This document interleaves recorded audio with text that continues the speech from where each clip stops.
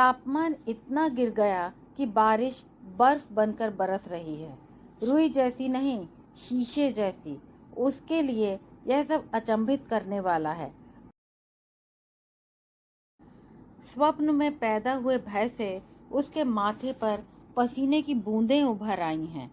गोरी चमड़ी की तो चूमा चाटी होती है और मुझे थप्पड़ मारे जाते हैं। अगर मार्था के साथ ही रहना है तो मुझसे शादी क्यों की? घर की नौकरानी बनकर मैं नहीं रहूंगी, मुझे तलाक चाहिए। बिलख रही गुरमीत की आवाज़ घर की लॉबी से आ रही है। उसकी नींद टूट गई और साथ ही वह स्वप्न भी। उसने अपनी छाती पर हाथ रखकर सांसों को संभाला। घड़ी में समय देखा, रात के 3 बजे हैं। उसने पलंग पर करवट बदली। उसका पति पम्मी वहाँ नहीं है, वह अभी तक घर नहीं आया। उसने अपने माथे का पसीना पूछा। 5 सालों से आपसे यही सुनती आ रही हूँ। मेरे सब्र का बांध टूट चुका है। अब आप गिनवाएंगी? बेटी, यह महल नुमा घर तेरा है, कार तेरे पास है, क्रेडिट कार्ड तेरे पास हैं। दिन भर कहाँ जाती हो, कहाँ से आती हो, कोई नहीं पूछता। जो खिला देती हो खा लेते हैं, जब नहीं खिलाती तब भी कोई कुछ नहीं कहता। बीजी, मुझे यह सब नहीं चाहिए। पति चाहिए जो 5 सालों में आप मुझे नहीं दे पाई। अब मैं तलाक ही चाहती हूँ। तोड़ लें जितनी हड्डियाँ तोड़नी हैं, तोड़ लें। उसका जेठ सुखबीर जोर जोर से बोल रहा है। इस घर में तलाक नहीं होते। तलाक तो तुम्हें कभी नहीं मिलेगा। तुम्हें इसी घर में जीना मरना होगा, समझी? किसी गलत फहमी में न रहना। उसकी जेठानी गुरमीत उग्र हो गई। तलाक तो तेरा बाऊ भी देगा। मार्था ही तुम्हारे लिए सब कुछ है। तो मेरा जीवन क्यों बर्बाद किया? 5 सालों के एक एक पल का हिसाब कोर्ट में लूंगी। उसका कहना बीच ही में रह गया। ताबड़तोड़ लातें घूंसे उसे पड़ने लगे। हरामदी जनी, बाऊजी को बीच में क्यों घसीटती हो? मैं तो तेरी बीजी को भी कोर्ट में घसीटूंगी। आप सब लोग मिले हुए हो, कोई मेरा दर्द नहीं समझता। लॉबी में लकड़ी से बने फ्लोर पर बैठ गई। वहीं बैठी वह बेतहाशा रोने लगी है। बिस्तर से उठना चाहते हुए भी वह उठ नहीं पाई। उसे ऐसा लग रहा है जैसे उसका शरीर मनोभारी हो गया है। और लॉबी में लकड़ी के फ्लोर पर बैठी गुरमीत रो रो कर दुपट्टे से आंखें नाक पोंछते हुए तड़प कर बोली, पीट ले नामर्दा, जितना पीटना है पीट ले। एक फोन कर दूं तो हथकड़ियां लग जाएं। बीजी और बाऊजी अपने कमरे से निकलकर लॉबी में आ गए। उनका कमरा भी घर की उसी मंजिल पर है जहां गुरमीत और सुखबीर का कमरा है। आधी रात में और घर की तीसरी मंजिल से बाऊजी की बुलंद आवाज गूंजी, सुखबीरे, इसने 911 को फोन कर दिया तो पुलिस आ जाएगी, खामखा के झंझटों में पड़ जाएंगे। चुप करा भेड़ दी टकीनो, बहुत गर्मी चढ़ी हुई है, कर ठंडी इसको। हर दूसरे दिन तमाशा खड़ा किए रहती है, सोने भी नहीं देती। बाऊजी, आप जाकर सो जाएं, करता हूँ मैं इसे हमेशा के लिए ठंडा। गुरमीत पुत्र, चुप हो जा। इस समय बाप बेटे पर शराब हावी है। क्यों तुम अपनी हड्डियां तोड़वाती हो? मार्था से सुखबीरे का पल्ला मैं छोड़वाऊंगी, बस तुम थोड़ा सब्र रखो, बीजी ने मधुर और धीमी आवाज में कहा। कर नहीं सकती, वह बहुत कुछ समझती है पर बोल नहीं सकती। बेबस सी बिस्तर पर पड़ी है। रात में वह अपने कमरे में अकेली सोती है। उसका पति अक्सर उसके साथ नहीं होता। आधी रात को उसकी नींद खुल जाती है। नींद खुलना आदत बन गई है, कभी डरकर और कभी पारिवारिक झगड़े से। ऐसे में वह दिल्ली पहुंच जाती है जहां वह जन्मी पली है। उसका पति अक्सर उसके साथ नहीं होता। आधी रात को उसकी नींद खुल जाती है। नींद खुलना आदत बन गई है, कभी डरकर और कभी पारिवारिक झगड़े से। ऐसे में वह दिल्ली पहुंच जाती है जहां वह जन्मी पली है क्या था और दहेज भी नहीं लिया। उसके पापा बहुत खुश थे, कैसे खुश न होते। उसकी मम्मी तो अपनी भावनाएं छिपा ही नहीं पाई। जब किसी रिश्तेदार ने कहा, मनप्रीत की मम्मी, कम से कम एक बेटी की शादी का खर्चा तो बच ही गया, वे रो पड़ी। उसे पता है वे सुख के आंसू थे। वह अपने पापा से नाराज भी है। उनके जिस दोस्त ने उसका रिश्ता करवाया उसके ससुराल के बारे में उसने पूरा सच नहीं बताया और उसके पापा ने अपने दोस्त पर आंख मूंद कर विश्वास कर लिया। उसने बहुत अधिक रोष में यह सब कुछ सोचा। अकेले में वह अपना रोष निकालती है। बिना सोचे समझे विदेश के लालच में उसे अजनबी परिवार के हवाले कर दिया। उनके जिस दोस्त ने उसका रिश्ता करवाया, उसके ससुराल के बारे में उसने पूरा सच नहीं बताया और उसके पापा ने अपने दोस्त पर आंख मूंद कर विश्वास कर लिया। पर यहाँ आकर उसके भीतर ससुराल का डर बैठ गया है। बात बात पर वह घबराने लगी है। वह अपनी माँ को कुछ बताना नहीं चाहती। वहाँ सब इसी बात से खुश हैं कि बेटी विदेश में ब्याही गई। हींग लगी न फिटकरी, रंग चोखा हुआ। वह घर पर फोन करने से कतराती है। जब भी वह फोन करती है, मम्मी पापा एक ही बात कहते हैं, मन तुम वहाँ सेट हो जाओ, फिर हमें भी बुलाना। वह झुंझला जाती है। कोई उससे यह नहीं पूछता, मन तुम वहाँ कैसे रह रही हो, तुम्हारे ससुराल वाले कैसे हैं, तुम्हें वहाँ कोई कष्ट तो नहीं। मेरे बारे में कुछ जानना ही नहीं चाहते, जिन्हें मेरे पल पल का पता होता था। मेरे मन में क्या चल रहा है उसकी खबर तक होती थी। अब मेरे दुख दर्द से बेखबर रहना चाहते हैं, मेरी आह तक नहीं सुनना चाहते। विदेश आना ही सिर्फ उनकी चाहत बन गई है। विदेश जाने की इतनी ललक क्यों है देशवासियों को? विदेश जाना एक स्टेटस सिंबल सा बन गया है। दिन भर घर के वातावरण को बहुत खुशनुमा रखती और उसे छोटी बहनों की तरह प्यार करती, पर रात को पता नहीं उसे क्या हो जाता है। पति की बेरुखी वह सह नहीं पाती और ज्यों-ज्यों रात बीतती है बिखरती जाती है। उसकी रातें भी तो गुरमीत की तरह बीतती हैं। वह अपने बारे में बहुत सोचने लगी। उसका पति पम्मी शराब में बेसुध सुबह 4 बजे से पहले कभी घर नहीं आता और आते ही शेखी बगाड़ने लगता है। मनप्रीत यार, 20 गैस स्टेशन, 40 सबवे, 50 टैक्सियाँ, इतना बड़ा व्यापार संभालते संभालते सुबह हो जाती है। I hope you understand. और बिस्तर पर लुढ़कते ही शुरू हो जाते हैं उसके खर्राटे। उसकी सांस के उतार चढ़ाव के साथ शराब की बदबू के उठते भभकों से मनप्रीत को कई बार मतली आ जाती है। विदेश में रहने वालों की वह जो कल्पना करती थी, इस घर में आने के बाद वह कल्पना टूटकर किरचों में बिखर गई। अंदर तक वह गहरे जख्मों से जख्मी हो गई है। अमीर गंवारू उसने अपने देश में तो कई देखे थे, इस देश में भी उसका वास्ता यहाँ के अमीर गंवारुओं से पड़ेगा, ऐसा उसने नहीं सोचा था। विचारों में उलझी मनप्रीत ने खुद को घसीटकर बिस्तर से अलग किया, लाइट जलाई और कमरे से बाहर आ गई। उसका कमरा घर के निचले हिस्से में है, उसकी जेठानी का तीसरी मंजिल पर, और बीच में पड़ती है गोल सीढ़ियाँ जो इस तरह से बनाई गई हैं कि तीनों मंजिलों पर रहने वाले एक दूसरे को देख सकें। पम्मी इस समय सोफी के घर पर है। इन्हें बहुएं नहीं नौकरानियां चाहिए। बहुएं तो इनकी गोरियां हैं, नौकरानियां यहाँ महंगी पड़ती हैं। ये शादी की आड़ में हमें नौकरानियां बनाकर लाए हैं। भाग जा यहाँ से, वरना मेरी तरह रोज हड्डियां तोड़वाएगी। बीजी ने पीछे से उसकी पीठ पर धौल जमाए। चुप कर मर जानिए। गुरमीत ने बड़ी मुश्किल से अपना संतुलन ठीक किया। इससे पहले कि वह बीजी की तरफ मुड़ती, हट्टे कट्टे सुखबीर ने छरहरी गुरमीत को अपनी बाहों में ऊपर उठाया और उसके देखते ही देखते तीसरी मंजिल की लॉबी से नीचे फेंक दिया।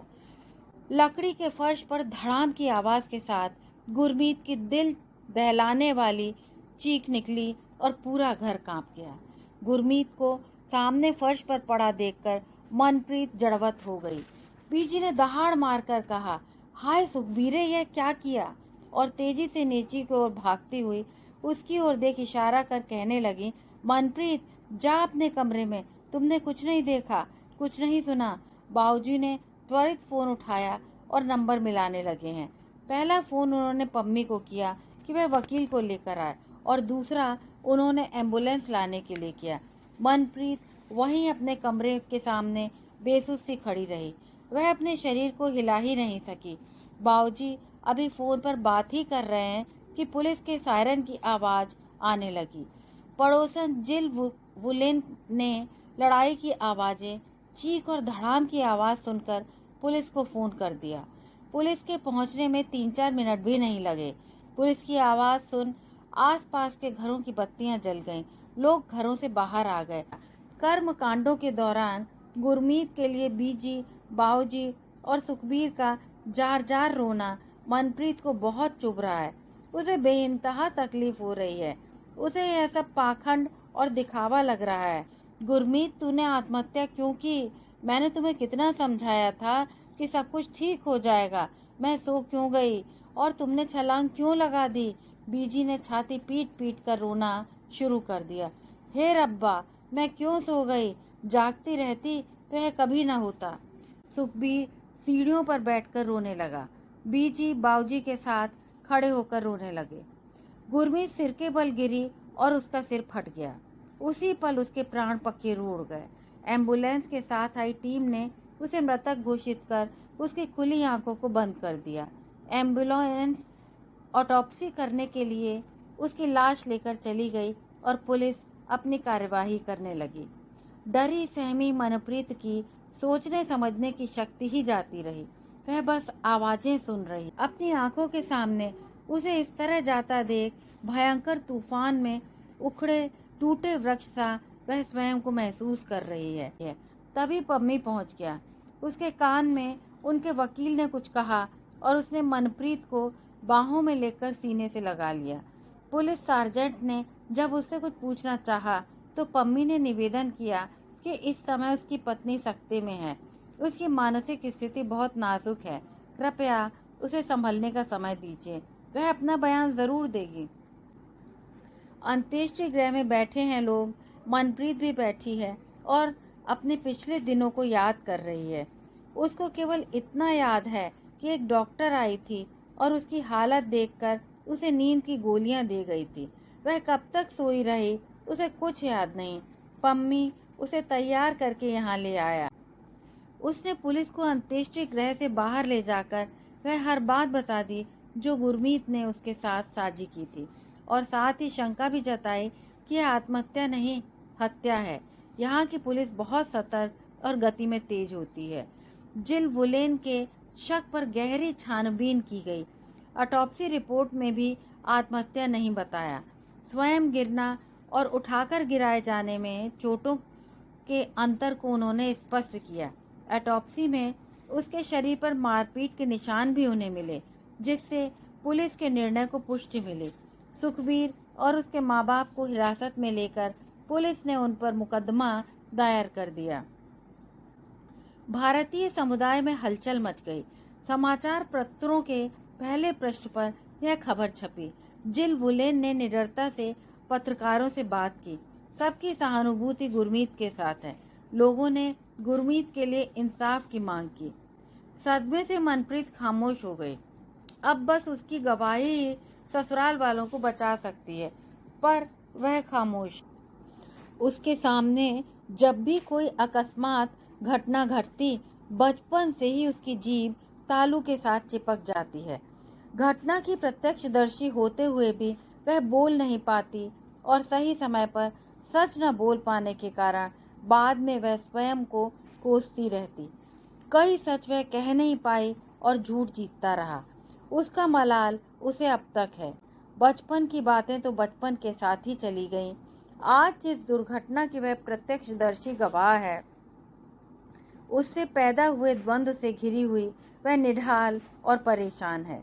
उसकी मानसिक यातना दुर्घटना में जुड़े अपनों और रिश्तों को लेकर है। उसकी जुबान खुल गई तो उसे इसकी बहुत भारी कीमत चुकानी पड़ेगी। परदेश में उसका घर छूट जाएगा और अगर नहीं बोली तो भी उस घर में जी नहीं पाएगी। दुर्घटना उसकी आंखों के सामने हुई है। वह क्या करे? इन परिस्थितियों में इस देश में उसका मार्गदर्शन करने वाला कोई नहीं। मार्गदर्शन करने वाली जेठानी तो यह दुनिया छोड़कर जा चुकी है। वह जिल को कैसे समझाए कि सच बोल दिया तो देश लौटने के लिए पासपोर्ट कहाँ से लाएगी? वह भी ससुराल वालों के पास है। वापस जाने के लिए टिकट कहाँ से खरीदेगी? उसे एहसास हो गया है कि वह एक मकड़ जाल में फंस चुकी है। कोर्ट में मुकदमा शुरू हो चुका है। उसे एक प्रत्यक्षदर्शी गवाह के रूप में पेश किया जाएगा। पम्मी के साथ वह कचहरी के कॉरिडोर में बैठी है। जज अपनी कुर्सी पर आकर बैठ गया है और जूरी ने भी अपनी अपनी सीटें संभाल ली हैं।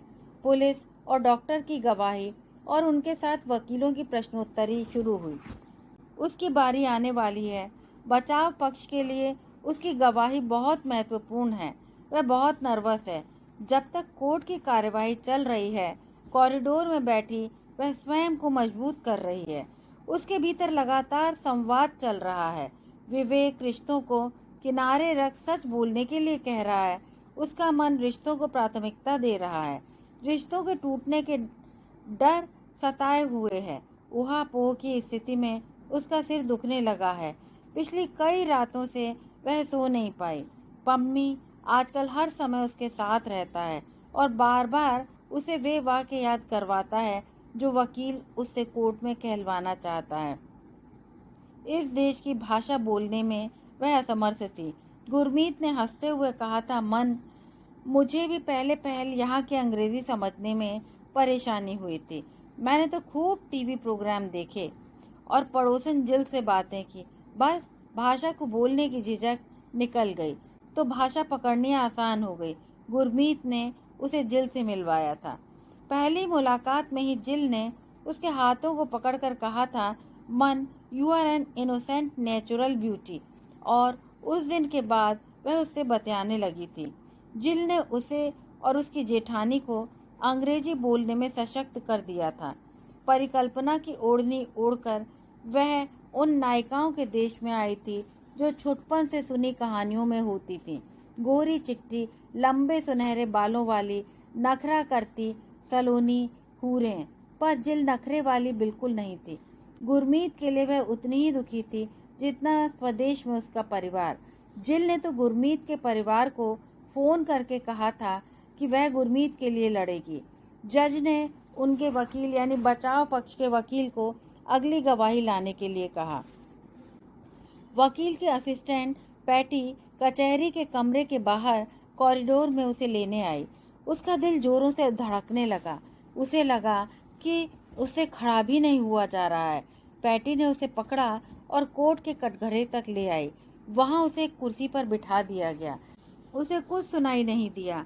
उसे तो बस गुरमीत की आंखें ही दिखाई दे रही हैं, जिन्होंने उसके भीतर कुछ फूंक दिया कि उसकी तालू जीभ से छूट गई और वह बोलने लगी और बोलती गई। सही और सच्ची घटना वर्णित करके ही रुकी और अंत में उसकी आंखें उससे भी अधिक कह गईं। पम्मी की आंखों में क्रोध की अग्नि जल उठी और तपिश उस तक पहुंच गई। अपने आप को संभालते हुए उसने एक निवेदन पत्र जज साहब को आदर सहित प्रस्तुत किया, जो उसने हाथ से लिखा था कि सच बताने के बाद इस देश में अब उसके पास कोई घर नहीं रहेगा और वह अपने देश भी नहीं लौट सकती, क्योंकि उसका पासपोर्ट ससुराल वालों के पास है। उसकी मदद की जाए। गवाही के बाद उसके शरीर में सरसराहट हुई। संवेगों और भावनाओं का उछाल आया। वह अपनी आत्मा नहीं जीती, वह जीती जागती मनप्रीत है महसूस कर खुश हो गई। दुर्घटना के बाद पम्मी ने उसके कंधों पर झूठ का बोझा लाद दिया था। उसके नीचे वह दब कर घुट गई थी। उसे उतारकर वह बहुत हल्का फुल्का महसूस कर रही है। जिल ने उसे बाहों में भर लिया और उन दोनों को आभास हुआ कि गुरमीत भी उनसे लिपट गई है। यदि यह कहानी आपको अच्छी लगे तो कृपया मेरे चैनल को लाइक, शेयर और सब्सक्राइब अवश्य करें। कहानी सुनने के लिए आपका बहुत बहुत धन्यवाद।